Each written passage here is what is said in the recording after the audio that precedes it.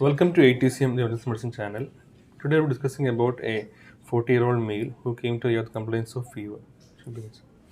So a 44-year-old male was brought to ER with complaints of high-grade fever with chills and myalgia since past 4 days. Since it was persisting complaints, so he came directly to ER for further management. What are the conditions you get myalgia along with fever? Fever. Usually we see it in tropical illnesses like dengue fever, chikungunya, Chikungunya is not that much, but it can then happen. dengue, lepto. Dengue, lepto. That is two important conditions you get.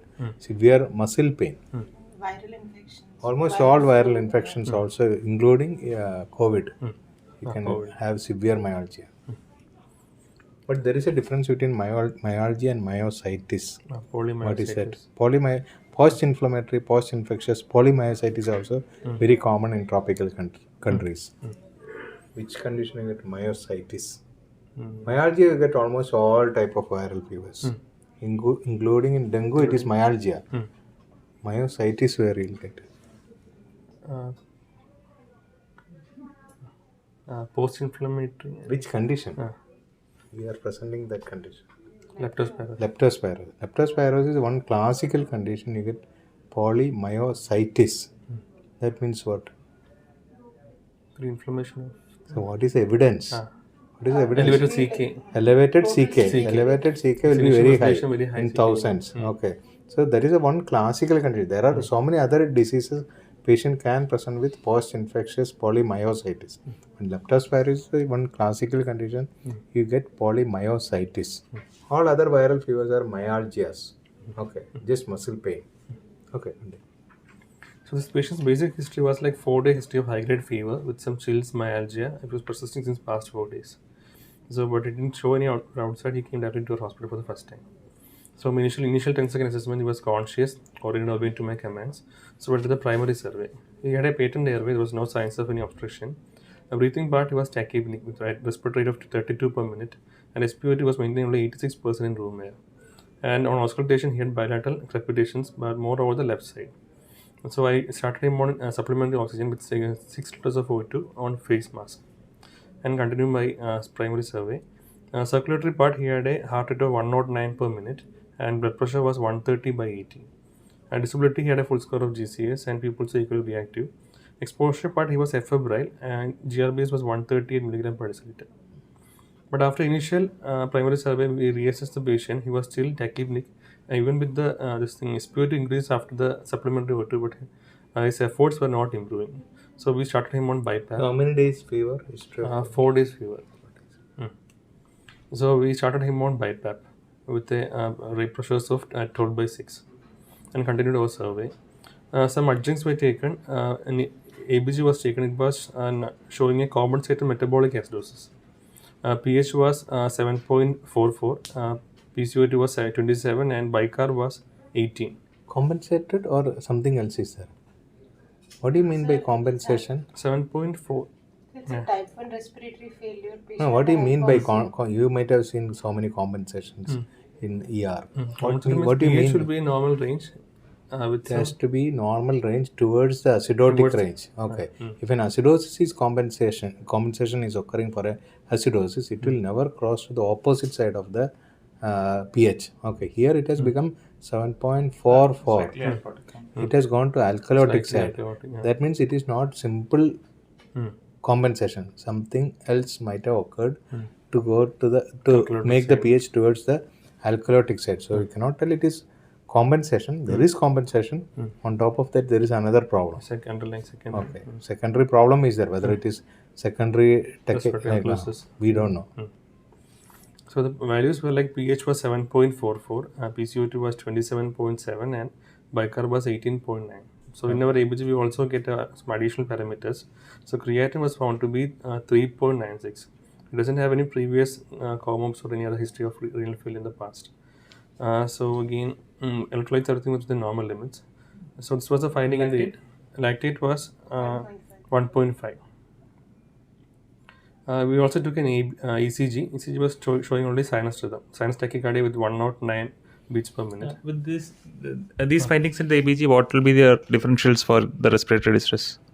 Thing is actually he has got an elevated creatinine. So if you are contributing the metabolic acidosis to that, it could be like an early metabolic acidosis secondary to the early AKA, secondary to AKA. The patient So has type 1 respiratory failure, hypoxemia, so that can be accorded with to ARDS features. good. So PO2 was 49.5. So there was a type 1 also along with it. So it basically, both pulmonary edema and So ARDS both needs will to be be contributing considered. to the patient's We'll hospital come to the discharge. specific causes of ARDS, which you need to suspect in such cases later. But both ARDS and pulmonary edema needs to be done. So NIV you told, right? Yeah. So how is it going to help in this situation? Thing is actually starting with a baseline pressure of 12 by 6, we can actually supplement some inspiratory pressure to relieve his ventilatory effort, and a baseline PEEP to like support minimal, if there is some minimal edema, pulmonary edema or something, we can actually help, PEEP can help. So starting with a baseline PEEP, we can actually bring on some edema. Okay. Is there any other oxygen delivery device probably you could have considered in this patient other than NIV? This HFNC can be tried. Okay, fine. So from the ABG, we are expecting two things: either as metabolic acidosis secondary to an AKA, and along with that, a type 1 failure PO2 of 49.5, could be some pneumonia, something may be existing in the patient. And then ECG was showing only sinus tachycardia and no other changes. And then we continue our secondary survey. So basically, the patient gave a history of 4 days of high-grade fever, along with chills and myalgia. He also complained of some lower back pain and also some pain around the eye. He also had some breathlessness which exerted on exertion since past 2 days. He's a fisherman by occupation. He mainly works in like stagnant water, like lakes and streams. Whether actually he goes for cleaning the area and then he goes for fishing. So recently, since the past 1 month, he has been continuously doing that for almost every day. And recently, initially when he had the symptoms, he went to a nearby hospital, had to found some deranged LFT and RFT, but he didn't start any treatment there. They referred the patient to our hospital for further management. Probable suspicion of leptospirosis. He didn't have any previous coma, so he's not taking any medication and doesn't have any non-drug allergies. And there was no significant medical past history, and he's also not a smoker or an alcoholic. And also on arrival, his last meal was the previous day, 10 p.m. The only event he said was 15 days back, he was actually given a job of cleaning a lake. And after that, he was during the mid-noon time, about 2-3 hours, he was there for cleaning the lake, and then he did some fishing in the lake for about 2-3 hours. That was the only history that we give, like something to be noted. Then we went to the clinical examination, and now again, after starting the bypass, because actually respiratory efforts were better, but he was still having some mild distress was there. He was conscious oriented, and on a clinical examination, he had some icterus on both conjunctiva. Sclera was noted. And system examination, he again had bilateral crepitations more over the left side, and cardiac was like S1 S2 was heard. No other murmurs were noted. Then GIT abdomen was soft and non-tender. Bowel sounds were heard. We couldn't palpate any hepatosplenomegaly. CNS, he didn't have any focal deficits, and his GCS was full score. So he went ahead with some investigations along with a chest X-ray. X-ray was showing bilateral infiltrates more over the left side in the X-ray. What are the differential diagnosis for that? With an X-ray like this, actually we could think about like an early X-ray and with history. with X-ray and history. I think is actually he had got a fever with myalgia and early altered RFT and LFT without a previous history. And X-ray showing some infiltrates, we could all point towards more like a leptospirosis. Okay. Because of the history also, like contact with dirty water and all that. Okay. What are the causes for lung findings in leptospirosis like this? Bilateral lung infiltrates. Leptospirosis is actually one of the dreaded complications in like early pulmonary hemorrhage, which can occur as a late complication of leptospirosis. There are two, 3 reasons. One is simple pneumonia, he can develop. Second thing is ARDS. Third one is the most dangerous, that is pulmonary vascular hemorrhages. Okay. And here pulmonary edema also needs to be kept in mind. Okay, so we went ahead with our lab investigations. So Other investigation other than X-ray, what all things you have taken? You have taken ABG, ABG taken, ECG taken, X-ray taken, and the USG was also ultrasound, bedside ultrasound done. Why you want to do an We ultrasound? want to do any previous RF, CKD or anything we had to roll So out. creatinine is elevated, so you want to roll out. And also hepatosplenomegaly. Colic-medullary differentiation. Okay, so So you want to check whether kidneys so we are want already. to grade the medical renal disease if anything was pre-existing, and also to look for any hepatosplenomegaly. So Urine routine in year 11s? urine routine actually, this patient was normal, but one thing is we can rule out any UTI, then hematuria, anything. So urine, what is a urine investigation done for leptospirosis? Urine myoglobin. Hematuria. Basically, if suspecting urine, we have to send for this thing, dark dark field field. microscopy. So that's a very simple test. You have to take fresh sample. Okay. Only thing is we have to send a fresh sample to your microbiology lab. Urine dark field microscopy. So that will be positive from first day onwards. Okay. So this patient, we sent our routine investigations like CBC, CRP, LFT, RFT, and urine routines were sent. And the report came as like counts were 10,000, 10,480, and also This is the one bacterial infection where counts are not elevated. Like your Hendrick fever, there also counts are not elevated. Rather, there it is low. Here it is normal. Most of the leptospira case, if you follow, the counts are mostly normal or slight elevation. Okay. So the count was 10,480 with a neutrophil predominance of 84, and platelet came to be 9,000. Okay. Hemoglobin was If you 8.7. see a platelet count in automated machine like this, what is the immediate step? You'll ask. We had to go for Manual count by a peripheral blood smear. Okay. Clubbing can be. Sometimes clumping can give misdiagnosis like low platelets. Okay. So the initial lab reports we got was like a platelet count of 9,000, but he didn't have any like features of any hemorrhagic like complications. There's no bleeding comes or bruises or rashes or anything was noted. And also other reports, CRP was 372, and lab investigations SGOT was 521 and PT was 199. Creatinine came to be 4. Then bilirubin was 6.25 total and direct was 4. Then Procal came to be 5.8. Electrolytes were normal 132 and 3.4. This was the findings we got in the initial lab reports. BNP. So, BNP was We hadn't sent BNP sir, because patient was not financially affordable. Okay. So we didn't want to Is BNP is useful here or if you want to rule out any pulmonary edema coexisting with the current condition, you can send for. because we don't know whether it is cardiac failure or simple ARDS. Because patient does not have any features of cardiac failure like previously or echo-wise. You want to rule out BNP is a good investigation. But since the creatinine is already elevated, BNP also sometimes can be elevated due to that. Okay, that also we should keep in mind. What is the cardiac complication we are thinking about at this Viral point? myocarditis can be present. It's not virus. I mean, not myocarditis can be present. Pericarditis, all are positive. So we had to alert if the patient is having a bradycardia in initial presentation. We had to think more in that terms. cardiac enzymes elevated. Cardiac enzymes are also elevated. Okay. But then serum cardiac enzymes came back to be lower, sir. Okay. And that's when, since cardiac enzyme CKMB especially can be elevated even because of increase in total CK. Okay. So total CK was sent, which came up in thousands range. Okay. That's when myositis is suspected. Urine myoglobin was sent and Digging turned into out 2 to be plus. 3. Okay.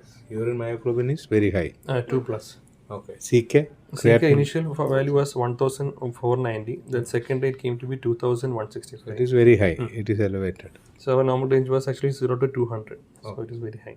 So in addition to that, we sent for urine myoglobin. It came to be 2 plus. Okay.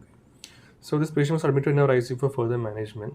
So initially we started with a So support. what are the problems in this patient? This patient is having suspected leptospirosis, myoglobinuria, renal failure, early ARDS features, hepatitis. So how do you manage this case?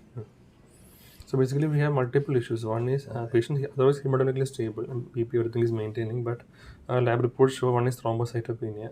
So 4 days fever, 5th day he developed all complications. So now leptospira IgM, is it positive? IgM we will send after 7 days. 7 days. So we are not sending, but clinically you have made a diagnosis of leptospirosis. Okay, now is it simple leptospirosis or Weil syndrome? Which is that? Weil syndrome. Okay, why Weil syndrome? Basically, you got multiple involvements like early range RFT, LFT, and all that. Okay, what is the cause for Weil syndrome? It's mainly like a vascularity, like initial. It is an antibody. Antibody reaction. It's a second phase of leptospirosis, antibody mediated reaction. Okay, so here antibiotics, we have to give antibiotics, but that is not the priority. Why? because it has gone to the second phase there, where the bacteria producing damage is over. Now the antibodies are producing damage. So you have to support the patient. So at this point, antibiotic won't make much of a difference. Okay. So we have to give supportive therapy to revert all the damage that has been But caused. however, we have to start antibiotic. What is a preferred antibiotic? Doxycycline can be given. Any antibiotic will do. Doxycycline, amoxicillin, clavulanate, azithromycin, anything can be done. CP, crystalline penicillin, all can be done. So, leptospirosis actually can have like initially present like more like a viral fever, like symptoms for the first few days, like 4 or 5 days. You can either How do you differentiate a viral fever from leptospirosis clinically? clinically. How do you differentiate? We've seen lot of viral fevers coming with same muscle pain, eye congestion. Bacterial people will be more sick looking than More toxic. Viral fevers, most of the time, they'll have upper respiratory tract symptoms. Running Most of the viral fever, what we are seeing in our country, they have running nose, all this nasal congestion, all these things. But leptospira, whereas they never have URTI symptoms. Okay, but there are some viral infection there, you don't get running nose, all these things. But most of the viral fever, what we come across is having URTI symptoms. Okay, then viral fever, continuously for 7 days they have fever. Whereas in leptospira, initially after the first 4 or 5 2-3 days they there have is fever. no- After that there is no fever at all. Okay, you don't see fever in this type of patient. Then they slowly develop Other complications. SGOT, SGPT elevation, creatinine elevation, lung infiltrates. All these things occurs after 5-6 days. Okay. So this patient actually came with around the 4th, 5th day. So after coming here, he didn't have any fever spikes on admission. Initially our management was to treat the presenting RFT and LFT derangements and also support the patient with adequate fluid His management. main problem will be muscle pain. Muscle pain. How do you manage that? Paracetamol an can be anti-inflammatory. There's mostly an antibody reactions. Just remember the whole WHO step of ladder therapy will do it. So we'll start with. Tell. So basically, this patient we managed with initially with paracetamol. One-time TAD was initiated for the pain management, and also we started with supplementary Can we give NSAIDs for this? NSAIDs There's actually because of already deranged RFTs. So pre-existing AKA, it can worsen with NSAIDs. So better to avoid NSAIDs. Go with Dermadol. And also SOS tramadol was added. But initially with our paracetamol and actually 1 or 2 doses of tramadol, actually his pain was controlled. Then AKA, but even though he was having AKA, he didn't have any features of that significantly bad metabolic acidosis or hyperkalemia. So we started with fluid resuscitation. Okay. For the Why you are giving fluid resuscitation in this patient? mainly because of it could be like a pre-renal. Here we have a reason. Here The myositis, myoglobinuria is we are already seeing. In that condition, we have to give fluid. and it's a tricky, like fluid has to be given in a controlled fashion because too much of fluid because patient already has an ARDS features. Okay. So patient was monitored with an IVC thing and urine output was noted and then hydration was given, but we saw In a that the controlled patient- fashion. What is that strategy called as in ARDS? You have told it correctly, but there is a difference. Liberal strategy and conservative Just restricted on whatever. restricted status. Okay, restricted strategy. Okay, you are restricting the fluid here. Okay, how do you monitor that restricted fluid strategy? Clinically, the first thing is actually any worsening in bilateral like lung signs or anything. These are IVC, worsening urine desaturation. Then IVC urine output. Then bedside echo was done, patient had a good LV and What should be the CVP in restricted fluid strategy?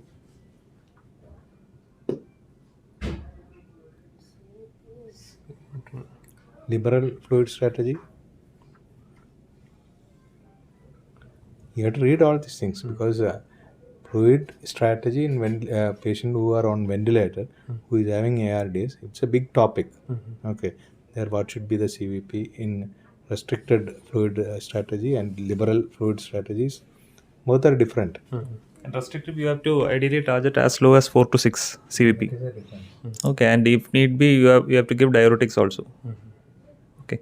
So 4 is the strategy in restricted. Above 8 is in liberal. Your conventional thing is 8 to 12, right? What we consider as normal CVP. So the strategy should be guided by the CVP and not IVC. Okay. So this patient, for pain, we started with initially paracetamol continuous doses along with SOS of tramadol, then fluid. This low CVP strategy, the prerequisite is that the patient should have a normal hemodynamics. Okay, it's not when the patient is hypotensive initially itself. No. And so for the AKA part, we started with a fluid challenge and like a fluid resuscitation, and we monitored. Here, have you diagnosed ARDS or your probable ARDS. how will you diagnose ARDS? There's a criteria, Berlin's criteria is there, sir, and that PaO2 by FiO2 ratio should be more than 300. And then there should not be any, it's a basic, ARDS is a non-cardiogenic So pulmonary. there are mild, moderate, severe cases are there according to this ratio. You have to read properly. More than 200, 300 and 100. 100. So 100, 200, 300. what is the ratio here? This patient comes That you have to calculate because you cannot blindly tell that this is ARDS. Bilateral lung infiltrates are there. That is correct. But what happened to the oxygenation? What is ratio? Then what category comes? Everything is important. Okay. So after initial management with the fluids and this thing. What is the PTNR for this patient? 1.07.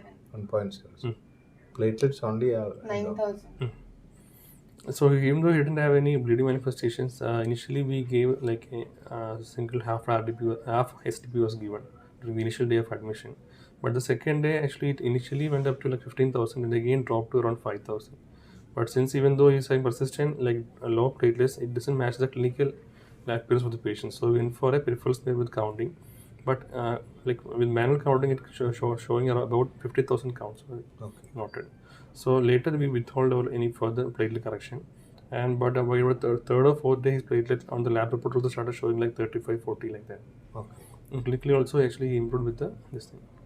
So is there any indication of a steroid in this patient? We did give a dose of steroids, sir.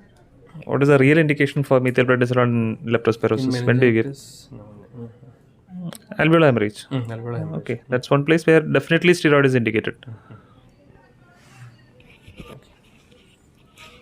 So our initial management was again he didn't have any fever spikes, his pain was controlled, his AK improved with fluid resuscitation, his urine output was maintaining, and for liver actually we initially started with a Bronac, like not like infusion or anything, but Bronac is NSL system, which give like a TID dose to. These are off-label uses. It is not indicated in acute liver injury due to leptospirosis. NSL-16 is only indicated in paracetamol poisoning, and some indications are there in acute viral hepatitis. Other indications are off-label. That means we can give. There is no definite indication. Even steroids also, only in pulmonary alveolar hemorrhage, it is definitely indicated. But many physicians still give steroids in polymyositis induced by leptospirosis because it's also an immune-mediated injury. But sometimes it can become like more dangerous also. What was the OTPT? 500 and 300 that range. So can you give paracetamol in this patient? You told the analgesic. Maximum we can give like 2 grams in a day you can give, sir. But his OTPT over time well improved. So and also his pain like painkiller requirement also decreased over time. So nephrology consultation was placed. The serial ABGs were taken to monitor for acidosis. The plan was if at all there is more acidosis and the patient becomes more toxic, like bicarbonate loss is there, and patient's work of breathing increases, then hemodialysis was planned, but on SOS basis. What is the urea level in this patient? At first it was 92, then it became 137. Okay, can that itself produces lung infiltrates? Yes. It is called as uremic lung. It is something like ARDS. This uremia itself can produce lung infiltrates. So we don't know whether the lung infiltrates are due to uremia or ARDS induced by leptospira or pulmonary hemorrhage. But if it is due to pulmonary hemorrhage, patient will deteriorate very fast. Okay, that is the only thing we should know because that resembles ARDS. The leg finding resembles ARDS, and the deterioration is very, very fast. That type of patients are very toxic and sick looking. What else can uremia present with? Like altered sensorium, like Urinary persistent vomiting. pericarditis. Urinary pericarditis. What does it do to platelets? Again, breaks down. Low platelet. Low plate, Thrombocytopenia will be there. thrombocytopenia. So this patient, initially we received the patient in ER ICU, like on ICU with NIV support, but over time, even by the next day, he was shifted to supplementary O2. Then we stopped O2 because clinically he was improving. Okay. So it was less likely to be like a pulmonary hemorrhage like this thing. And also his X-ray was improved by the third or fourth day. It improved. Okay. And his platelet by also improved by the third day. Only initially was 1/2 day stick was given. Then renal parameters actually persisted like that around about 3-4 days, but there was no acidosis in the EBG or any hyperkalemia noted, and also his pain was controlled. So now currently in the by the third day, that is by 7th day, we sent for lepto IgM. It came to be positive. Why you are sending lepto IgM after 7 days of fever? Why? So basically, initially, the IgM levels should take some time to come positive in the blood. So all these antibody mediated tests like lepto IgM, dengue IgM, whatever IgM tests you are doing, it takes At 7 least 5 days days, that antibodies to form against this organism. Till then, either you can do the antigen test or PCR test, or here urine Dark field leptospira. microscopy. Okay. If you have a PCR test for lepto, it can be done in the initial phase itself. Okay. Since it's more expensive and also this patient's financial status, we prefer to went for a IgM. Okay. Because clinically it was very much like a lepto, which Most of the time, leptospirosis is a clinical diagnosis than lab diagnosis, because we don't have any like solid test for the leptospirosis. Only urine dark field microscopy you can do. That itself, if you have a very good microbiologist on site, okay, at night time there may not be there, so you will not be able to do it. Okay. Cultures most of the time is negative. So this patient, we also sent for cultures initially because the patient was initially on arrival was toxic looking, so we started him on meropenem for in ER itself. But after coming to like our ICU, like we shifted down to like doxycycline. Okay. So we're currently on doxycycline, and along with that some analgesic and supportive measures only. So he's clinically improving. His all parameters are coming down, and he's hemodynamically stable also. Should we wait for culture to start antibiotic No. in ER? No. It should never be done. Okay. That should be done only if you are treating a PUO. Okay, we don't know what is the organism. There you stop the antibiotic, wait for some time. In this type of sick cases, you have to start antibiotic on your clinical judgment. Okay. What is the advantage of early antibiotic therapy in leptospirosis? The thing is, even a single dose of antibiotic can kill almost the complete Okay, single dose is enough to kill complete bacteria in the patient's body. So why to wait for the culture to get the bottle? So you give antibiotic whichever is available. Okay, doxycycline is a very simple antibiotic. There is no major contraindication. There is no major adverse effects. Okay, so you give single antibiotic. Suppose it is above that antibiotic, the culture, if it is not sensitive, some organs are not sensitive to doxycycline, it will come in the culture. Okay. So basically, leptospira is more like a biphasic disease. So what is the dose of doxycycline? Doxy 200 we can give as a SAT dose is 200. then 100 BD. Then 100. 100 OD is the ideal dose. 200 SAT and 100 OD is the ideal dose. But most doctors will give 100 milligram BD. But at least loading dose you have to give. 200. Any difference between oral and IV for doxycycline? Almost same viability. Same. So leptospira, if you're getting like a patient, it can have a biphasic like clinical appearance. So initially it might look more like a viral picture with body pain, myalgia and all that. But once the fever and all settles, the second phase can start. So initially the patient can go either ways, either like an ectric phase or like a non-ectric phase. Ectric phase we call like the actual Weil's disease. So the patient can later present with like acute renal failure, acute rearranged LFTs, and also it may even have like meningitis or even like ophthalmic involvement and all that. So that will have happening after the first week of symptoms. But by that time, his flu-like symptoms will all be reduced, like body pain, fever, and everything will be reduced. So as an organism is concerned, it is like a very simple organism and can be killed even with a simple antibiotic like a doxy or even like amoxicillin, which we give. The initial dose is enough to kill almost completely the bacteria. But the second toxic like thing can goes more like reactions causing the secondary complications. So initially it will be like a vascularity like symptoms in the first 4 days, causing all this myalgia and all that. Second reaction, like the second phase will be secondary to the antibody deposition, causing this AKI and all that. But most of the time it will be reversible by conservative management. So we have to initially like have a high clinical suspicion if the patient is having like any contact to dirty water, or like especially in the working in paddy field, like streams, lakes, and all that. Also with any injury, like even a scar or even a minor trivial trauma in the lower limbs with contacts to like exposure to dirty water, we have to keep a high suspicion of lepta, especially in tropical countries like India. And How also, does the dirty water get contaminated? the thing is mainly the carriers. There are different carriers, but on the commonest zoonotic carrier is rat. So the rat urine will contain a high dose of this kind of bacilli, which can get mixed up in the stagnant water. So I had contacted that after about within 1 week, the patient started showing the early symptoms like flu, fever, and high grade It fever. is not flu-like fever. not There is flu-like. no URTA symptom at all. But high grade fever. High grade fever, myalgia. Okay, this is and redness of eye is very classical. So initially, in the after the second antibody-mediated phase, the patient might come in. If they're coming in the second phase, the patient will be having a toxic appearance, like the range RFT, LFT, pulmonary edema, maybe an autosensory secondary meningitis and all that, which we had to aggressively manage the patient. So likely for a patient, we got him in the initial phase itself, and with our conservative management, he's clinically improving. So now currently he's hemodynamically stable. His O2 requirement has totally come down. He's on off O2. His RFT and left he has improved, and also UNOT everything is well maintained.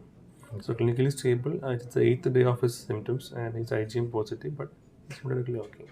Okay. Suppose you get a patient who is having fever, all these features. Leptospira IgM is positive. You are doing it second day of fever. Do you believe that it is a leptospirosis? So false positive due to leptospira-like organism.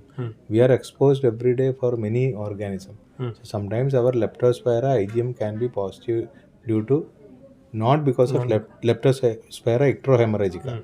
There are a lot of other organisms which also produce leptospira IgM. So clinical judgment is very, very important. Like a patient who is having viral fever, like first day, second day he is having upper respiratory tract infection, all fever, muscle pain. But if the leptospira IgM is positive, So it is only viral fever. This is a false positive or a previous infection which is producing positivity now. So that we should be very careful in sending investigation. Okay. Okay. Thank you. Thanks.